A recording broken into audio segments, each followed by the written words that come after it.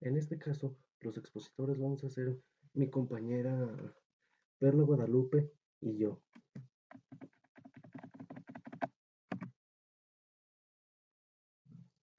Glándula suprarrenal. Las glándulas suprarrenales, para empezar, va a ser una glándula par, es decir, son dos glándulas. Cada glándula va a estar ubicada por encima de los dos riñones. En cada riñón, en su parte superior, va a tener la glándula suprarrenal.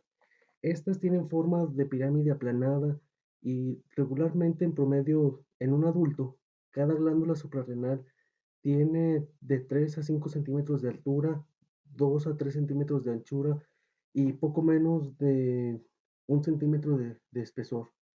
Y van a tener un peso aproximado de 3,5 a 5 gramos.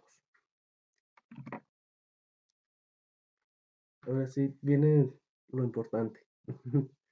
Eh, lo que sucede es de que la glándula suprarrenal, desde el momento del desarrollo embrionario, va a estar dividida en dos regiones. Aquí, como podemos observar aquí, la glándula suprarrenal estará dividida en la corteza suprarrenal, que va a ser la parte exterior, y la médula suprarrenal, que es la parte interior.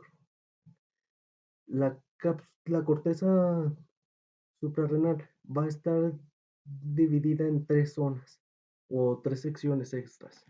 Esta va a ser la zona glomerulosa, que aquí pueden ver que en esta imagen histológica tiene una forma esférica y esta va a ser la diferenciación entre las otras zonas de la, de la corteza suprarrenal.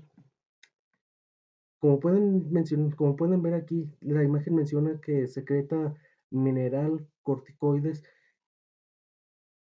y que principalmente va a ser aldosterona.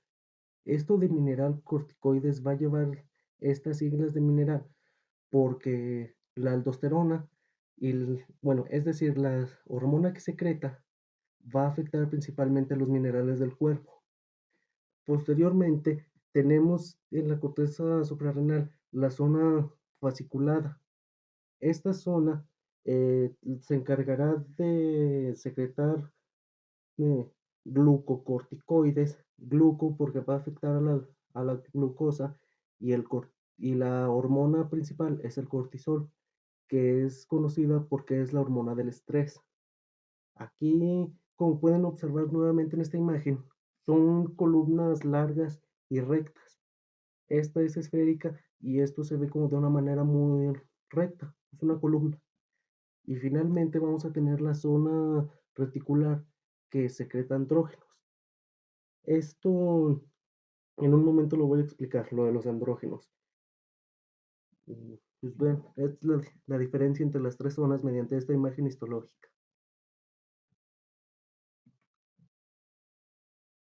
Ahora, el control de la secreción de aldosterona.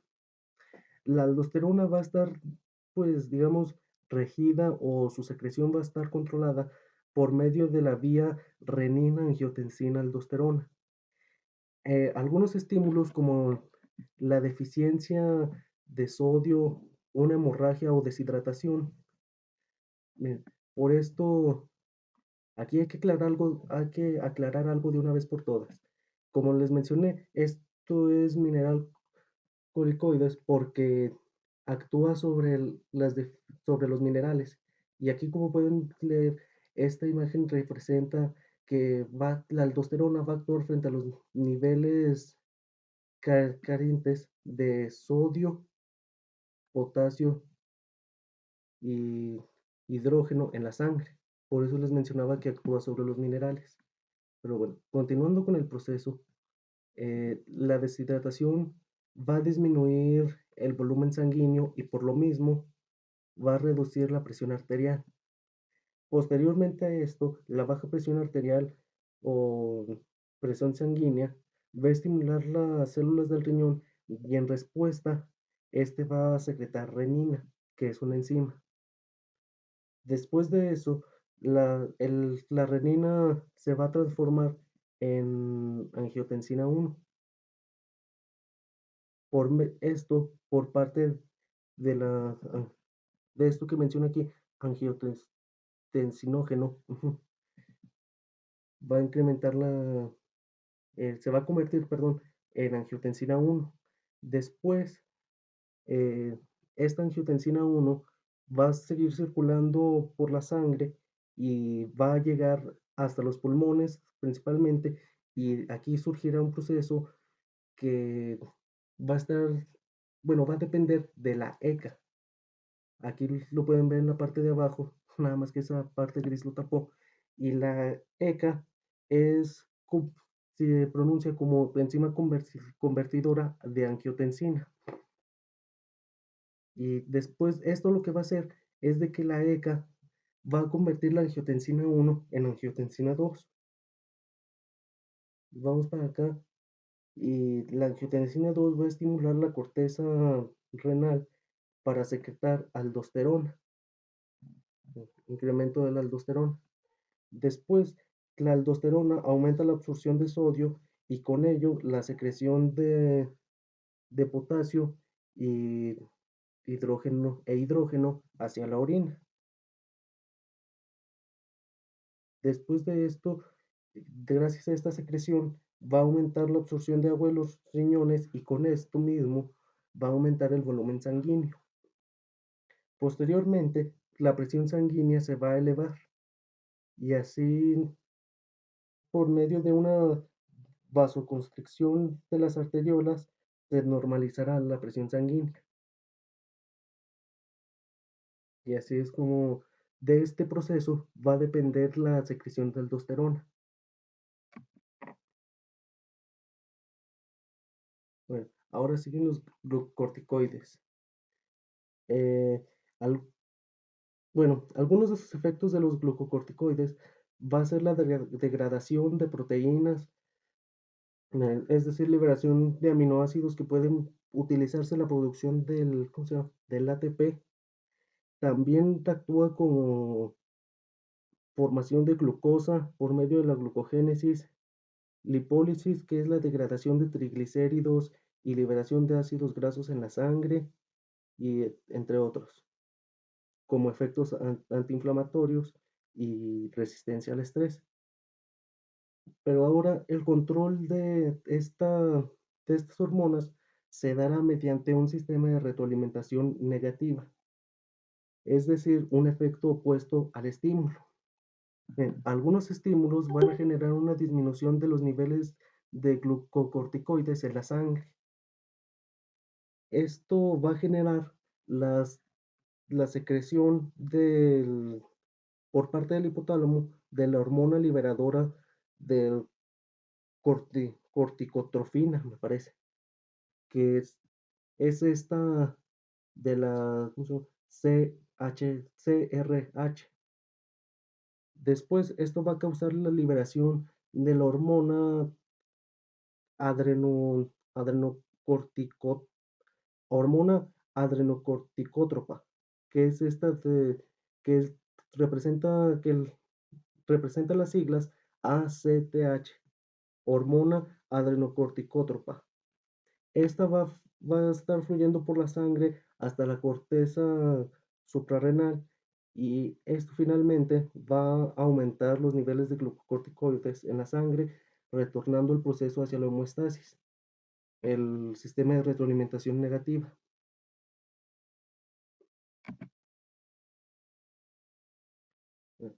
Andrógenos. Eh, la hormona andrógena que va a segregar la glándula suprarrenal se llama dehidroepiandrosterona, que básicamente va, bueno, va a ser promotora de un impulso sexual. Son células sexuales. En el caso de los hombres, esta hormona va a ser bastante insignificante porque digamos que va a ser muy opacada. Esto debido a que los altos niveles de testosterona producido por los testículos van a provocar que esta hormona sea bastante opacada y en la mayoría de los casos, por no decir en todos, va a ser, su efecto va a ser nulo. Es como si no existiera, pero pues es segregada de todas formas. Pero en el caso de las mujeres esto es diferente. Esto va a cambiar bastante. En el caso de las mujeres, eh, ¿cómo se llama? Esta hormona, este andrógeno, va a ser convertida en estrógenos, que es la principal hormona sexual de las mujeres, la hormona femenina. Esto cobrará más importancia después de la menopausia en las mujeres, porque en esta enfermedad por la edad, los ovarios de las mujeres dejarán de producir estrógenos y así este andrógeno renal va, va a ser el responsable de cualquier impulso sexual que se dé en una mujer que ya padezca menopausia. Esto se debe a que el andrógeno suprarrenal, sí, el andrógeno que producen la glándula suprarrenal, va a ser, se va a convertir posteriormente en estrógenos y así como mencionaba, va a ser la causante de los actos o bueno, impulsos sexuales de una mujer con menopausia.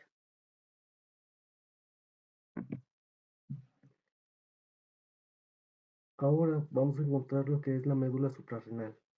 Esta médula suprarrenal va a ser la región interna de la glándula suprarrenal.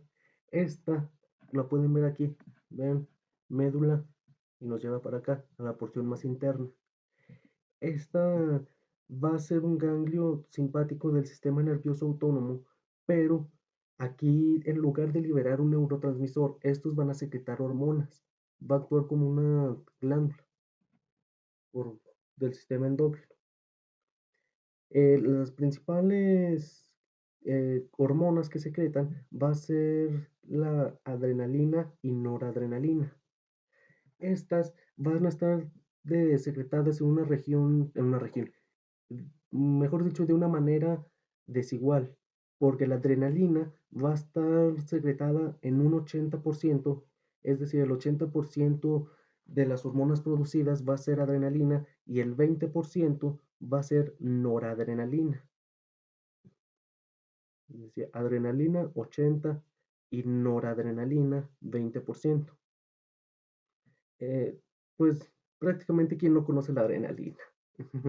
Pero, pero bueno, como sabemos, estas dos hormonas aumentarán sustancialmente el reflejo o los sentidos de lucha y huida. Esto mediante el aumento de la frecuencia cardíaca y la fuerza de contracción. La secreción de estas hormonas va a estar controlada por la liberación de acetilcolina de las neuronas simpáticas preganglionares. El páncreas es tanto una glándula endocrina como una exocrina. Es un órgano aplanado que mide cerca de 12.5 a 15 centímetros de longitud.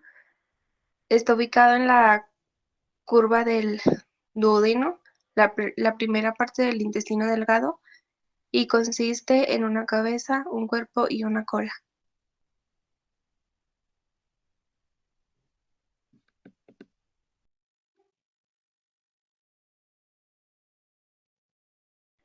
Los islotes son grupos de células que conforman al páncreas. Cada islote pancreático incluye 4 tipos de células secretoras de hormonas. Entre ellas están las células alfa. Estas constituyen cerca del 17% de las células de islotes pancreáticos y estas secretan glucagón. Después están las células beta. Estas constituyen cerca del 70% de las células de islotes y secretan la insulina. Después están las células delta. Constituyen cerca del 7% de células de islotes pancreáticos y estas secretan somatostatina. Después las células C. Estas constituyen el resto de las células de islotes pancreáticos y secretan polipeptido pancreático.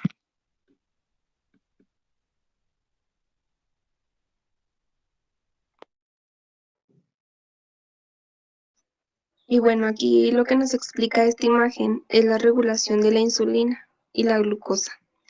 Y a lo que se refiere es que si la glucosa está baja en sangre, es decir, hay una hiperglucemia, lo que va a hacer es que se va a estimular las células alfa, que son las que secretan el glucagón y y el glucagón.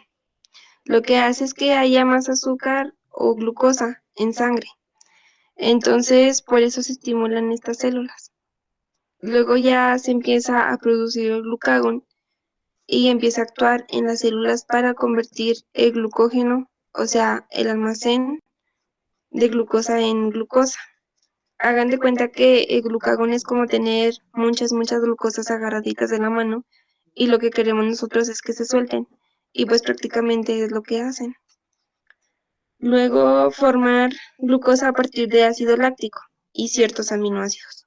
Bueno, aquí entraría lo de proteínas, que nosotros a través de algunos aminoácidos, bueno, más bien las proteínas están formadas por unos aminoácidos y estos aminoácidos no solo nos sirven para algo en específico, sino también nos sirven para producir glucosa y, por ejemplo, si hay una hiperglucemia, pues agarrar o convertir de estos aminoácidos a glucosa y luego ya la glucosa es liberada por estas células hepáticas y ya va a aumentar el nivel de glucosa en sangre para normalizarla y si el nivel de glucosa continúa, sigue aumentando, la hiperglucemia se va a inhibir esta liberación de glucagón. Es decir, que el glucagón es como para normalizar cuando una vez que ya no hay poco, que ya hay lo normal o suficiente, ya se deja de secretar esta hormona. Luego la insulina, en cambio, cuando cuando la glucosa hay una hiperglucemia, o sea, hay de más glucosa en sangre, se va a estimular las células beta, es decir, las células que producen insulina. Entonces, aquí la insulina va a actuar en varias células corporales por acelerar, por ejemplo, por acelerar la difusión facilitada de glucosa hacia las células. Es decir, que hagan espacio para que entre la glucosa, como quien dice, despejar el camino. Después, acelerar la conversión de glucosa en glucógeno. Aquí se refiere a lo contrario. La glucosa lo que quiere es que se agarre de la mano para poder almacenarla, ya sea al músculo o al hígado. Y pues ya tiene un exceso, ¿no? Entonces, pues ya también está lo que es incrementar la capacitación de aminoácidos e incrementar la síntesis proteica. Es decir, ahora esos aminoácidos se van a transformar en proteínas para ser almacenadas en músculo o en hígado también. Y luego ya por último está en acelerar la síntesis de ácidos grasos, en síntesis excreción de síntesis grasos y bueno, pues todas estas situaciones que hace la insulina es para que los niveles de glucosa en sangre disminuya y que la glucosa en sangre continúe disminuyendo esa hiperglucemia. Y luego dice, la hiperglucemia nivela la liberación de la insulina. Cuando ya hay poca glucosa en sangre, la insulina no va a ser necesaria porque va a ser necesario el glucagón. Por lo tanto, cuando hay una hipo, o sea, poca azúcar, se inhibe. Es decir, que le quita la chamba a la insulina, o sea, no la produce. Entonces, cuando ya hay una hiperglucemia, se nivela el glucagón, porque como hay mucha glucosa, pues el glucagón no va a ser necesario. Ahora sí que pues ahí sale sobrando.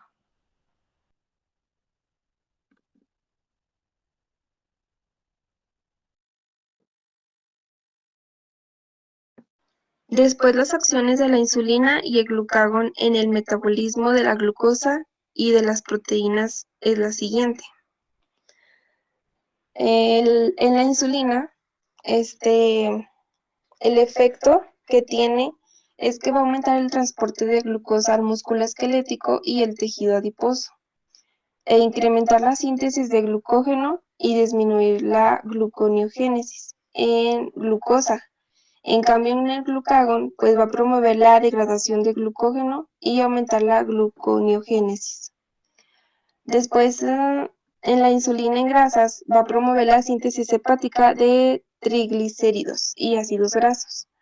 También incrementar el transporte de ácidos grasos al interior de los adipocitos y aumentar la conversión de ácidos grasos a triglicéridos por incremento de la disponibilidad de glicerol-fosfato, debido a que su mayor transporte de glucosa en los adipocitos va a mantener también las reservas lipídicas al inhibir la degradación de los triglicéridos almacenados por la lipasa de los adipocitos. Entonces, en el glucagón, pues lo que va a hacer en grasas es que va a activar la lipasa de los adipocitos, lo que va a incrementar la cantidad de ácidos grasos disponibles, que se utilizan como fuente de energía por el organismo. Y por último, pues en proteínas, en la insulina va a aumentar el transporte activo de aminoácidos en las células y incrementar la síntesis de proteínas al aumentar la transcripción del ARN mensajero y acelerar la síntesis proteica a partir del ARN ribosómico. También va a disminuir la degradación de proteínas al mejorar el uso de glucosa y ácidos grasos como combustible. En cambio, en el glucagón va a aumentar la capacitación de aminoácidos por los hepatocitos y su conversión a glucosa por gluconeogénesis.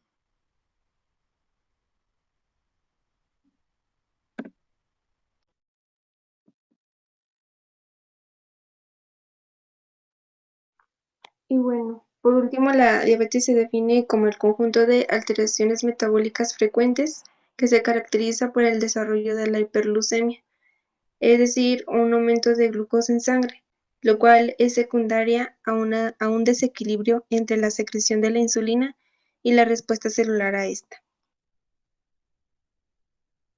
La clasificación de la diabetes es prediabetes, que se caracteriza por el nivel de glucosa en sangre más alta de lo normal.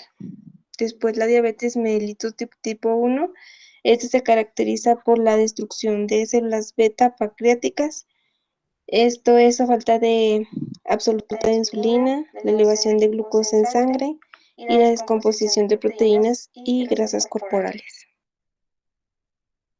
Después la diabetes mellitus de tipo 2. Esta pues se refiere a las alteraciones heterogéneas que describen la presencia de hiperglucemia en asociación con la deficiencia relativa de la insulina. Después la diabetes mellitus gestacional. Esta pues es cualquier grado de intolerancia a la glucosa, cuyo inicio se produce durante el embarazo.